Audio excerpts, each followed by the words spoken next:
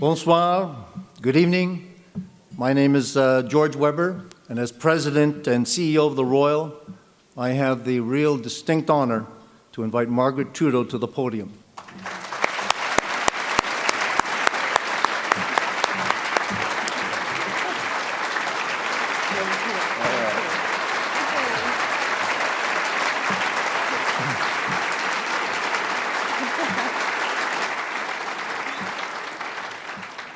Margaret, not only are you a Canadian icon and the mother of our Prime Minister,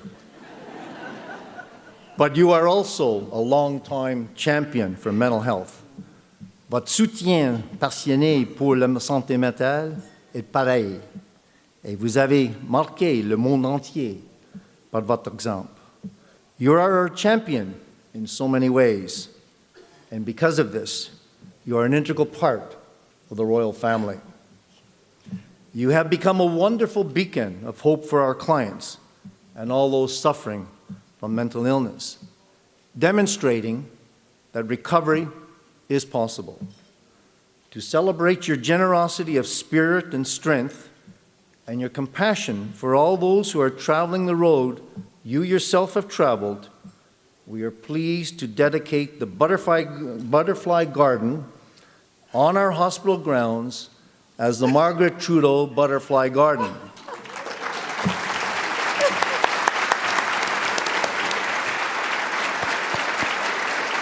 Wow.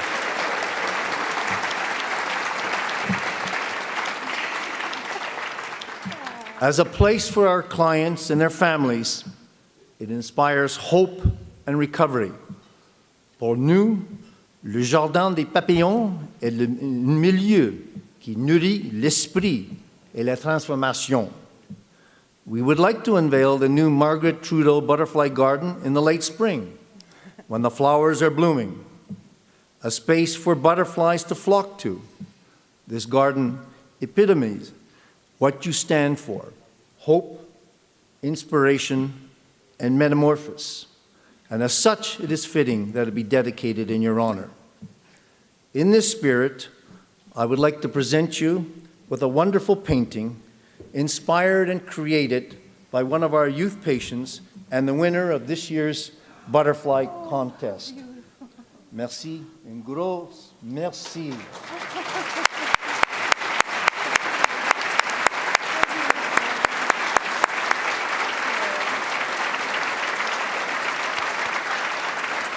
My turn? Your turn. I'm never speechless, ever. Thank you, thank you, thank you. I mean it from the bottom of my heart.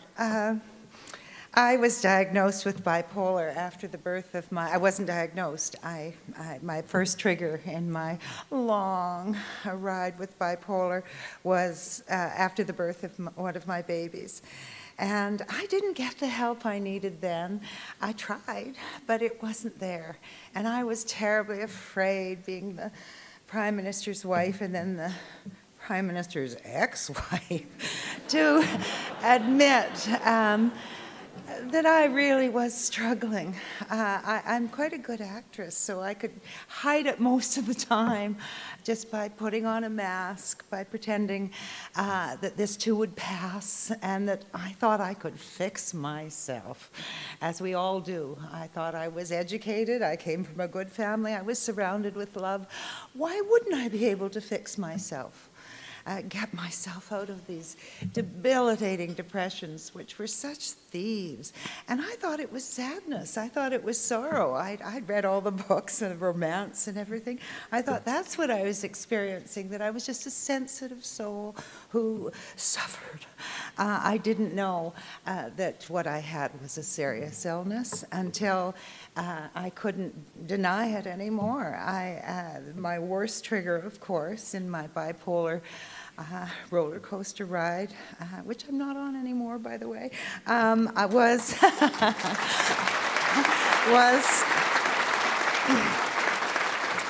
was after the death of my son, and then followed 2 years later with the death of my beloved Pierre. And he, as anyone who has helped someone with a terminal illness die, he stopped eating and drinking, of course, before he died. And my brain just took it on. I went home and stopped eating and stopped drinking water, stopped doing anything.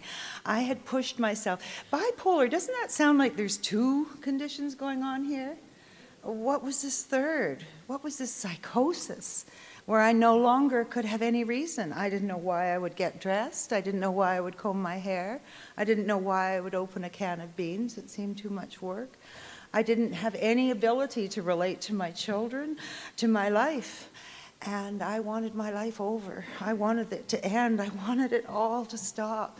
And yet I had 4 children still living, and I had a wonderful life. I had a wonderful history. I had a good family. But the idea of leaving this life, while I didn't make it consciously, it was happening. And when my son Sash got me into the hospital that cold December night in 2000, I was finished. I was 30 pounds less than I am now. I was rag and bones. I had no hope in me. I had no life. I just said what is not true. At that time, I thought I had no hope. But you know what I've discovered? In that in each and every one of us, there is a flame of hope, of optimism, that things will change, things will get better. That's human. But for so many of us, and unfortunately bipolar has the highest rate of suicide, for many of us, the battle's too hard alone. And I found the stigma just daunting. I'd heard so many jokes for so long about mentally ill people, and I didn't want to be the butt of everybody's joke. But my family got me the help I needed. I say that because they did, but you know what? My family couldn't help me. They're a great family. My sons, my mother, my father, nobody could help me. Who had to finally help me was me. I had to accept that I was very ill and I needed help.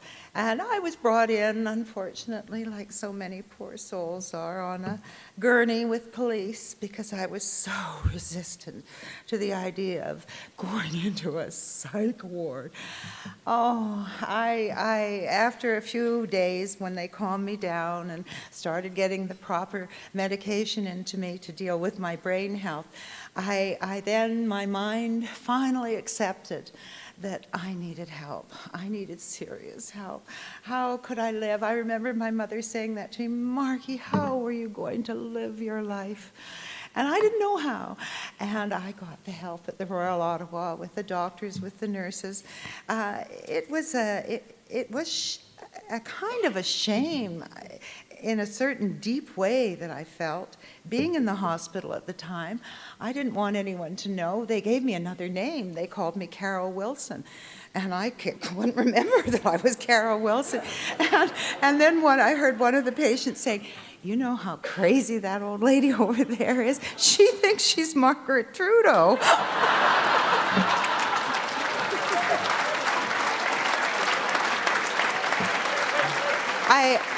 I now have learned that we have 2 things to look at with our mental health and with our being mentally healthy. We need our brain health. Most of us assume our brains are just fine. They're great. They're our brains, after all. No, the brain can dysfunction as much as any other organ in the body.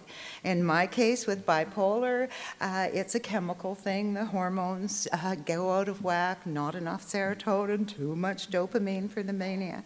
And so it was getting that part with the scientists, with the research, with the neuroscience. And in the years that I've been around, boy, has it changed. And this new machine that we're getting into the hospital is really going to be able to look at the brain as we never have before and really understand each patient personally, what they're suffering, what's triggering them, what's making them fall into the terrible grave of depression that they can't seem to get out out of or climb up into the madness of mania. I had to learn, and this is what everyone who has bipolar has to learn at some point if they want to have a healthy life, is that you cannot stay in mania. You cannot. You are the life of the party. Oh, it's so much fun. Oh, and how you shop, how you shop. Oh, and the sex. Oh, no, all bad judgment, all wrong, all fueled by an imbalance in your brain. And you take that away. Nobody wants to take that away, because if you're bipolar, you've been in depression. You've been where you haven't been able to contribute, you haven't been able to be part of, you haven't been able probably to get off the couch because you have no interest in life. That's what depression does. And then when you get up into the mania, woohoo, yay! And everyone at the beginning is so happy that you're back. Yay, she's back. I had to get into the final stage of psychosis in order to understand what I was playing with in allowing myself to be manic, allowing myself not to sleep, not to eat, and to get fueled by this in extraordinary power, I thought. If I'd only found a pen, oh, wouldn't I have written poetry? If I'd had a brush, oh, the paintings I would have made. Because you have genius in the mania. It's not real genius, but it's so much dopamine in the brain, you're just sparking. And that's where all the trouble comes in. Depression is the one that causes the most suicides, but the mania causes the real destruction of your private life, of your family life, of your marriage, of everything. So my quest has been over the last years to try and talk openly about what I went through and the insight that I got from all the treatment I had. It took 3 years to change my mind. I had a really hard time accepting that life is beautiful, that life is worth living, that every day you can find joy, every day through kindness, through being open, through reaching out to people. You can be as happy a human being as you could ever want to be. But when you're caught in the prison of mental illness, you don't have that ability. So what happened to me, I really feel it was like a rebirth for me when it wasn't quick, and I certainly, when I was listening to Ruth's story, I wish I could have gone upstream and stayed with her for a while, because when I got out of the hospital, it was very lonely and hard, and I didn't know how to go outside of my house. I didn't know how to face the world yet. And I think that's the most important thing that we can do for someone who is suffering, not only get them, push them in any way we can to get help, to try and understand that they're not being their best self, that with help they can be their best self. And that's all we want for every human being, to feel happy in your life, content with who you are and what you're doing. I was asked to be an advocate here at the Royal Ottawa when I went to a cocktail party and asked what I could do to help. I really thought I was offering to be on the entertainment or decorating committee for the gala. And instead, Bruce asked me and Catherine asked me to be an advocate, to get out there and talk about it and really try to break down the stigma, try to change people's minds. Well, out of that, since I got better, my life has been so fine. I've been able to write 2 books, I've given endless speeches, and I see the light bulbs going on in the room as people understand what I'm saying, that this is a disease. This is not a state of being. Depression is no way to live. It is an illness. Get help, get out of it. We all want to participate. If I had had my way, or my brain, which was so tricky then, had its way, I'd have missed all of this. I would have missed my 7 grandchildren. I would have missed Justin becoming the Prime Minister. I would have missed my life. And I didn't, thanks you to the Royal Ottawa. I'm very grateful. But I want to say to Jason and Jean-Francois, and to, I'm going to have a blank here. I've got it, Jason and Ruth, of course, and Gail for their work, and Dr. Abigail. I want to thank you for your bravery, for being able to get up. I'm used to this. I've been in the spotlight for so long, defending myself against people's invasions, as I considered them, into my life. But to be able to stand up, as Gail just said, as a real person, an everyday person, and be so brave that you not only can say, I have a problem and I'm dealing with it and I need your support, but I can help others because I know what it feels like to be trapped in a mental illness. My gratitude is immense, I can tell you. I have one more just funny thing to say to you. We're talking about fault and blame. That's my enemy too. Two things: denial that you have a problem, or blaming everybody else for your problems. Everybody. I did that too. It wasn't my problem, not my fault. I was told the other day by my grandson, Zav, that it was my fault, Grandma, that Daddy's the Prime Minister. He wasn't happy at that moment because he'd had to stay home alone while Ella Grace, his sister, got to go and meet the Queen. So he was not a happy little Prime Minister's son. And the nanny who was with us said, "What do you mean? Because she gave birth to him? That's why it's his fault?" "No, Grandma, you voted for him." This is such a wonderful evening. I can't believe it. Honestly, the change in the last years since I've started, it's not me, it's everyone. It's a society, it's Canadians who have finally woken up and recognized that our mental health is as important as our physical health. It's all one. And I find it very much easier to talk about brain health than mental health. Mental health is all out there, and that's your mind. But brain health and the research and the science that's coming into these halls is wonderful. And I especially want to thank Dr.